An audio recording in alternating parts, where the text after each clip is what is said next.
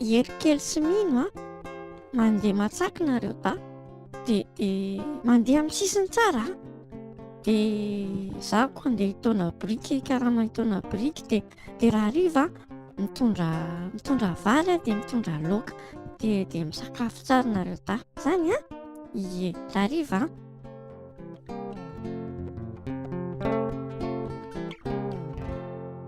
Inuelinari zareo ao an-trano mangingina simbaloka vortsoloza rasosoa miaro kitoza tany nafodezany ropatsa miasakaye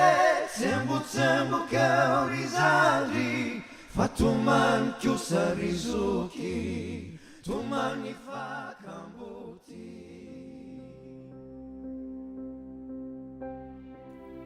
Fa tamin'iny alin'iny nitaky ny farerahana zazalavo ao 12 taona monja laza saingy tsy maintsy miasa mafy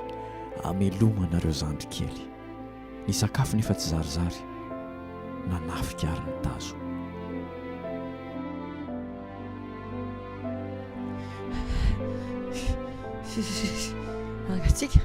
mangatsika be aneny dada neny mangatsika efa niasa efa nikarakara azy da efa nikarama dia efa nisakafo tsara izy da ie neny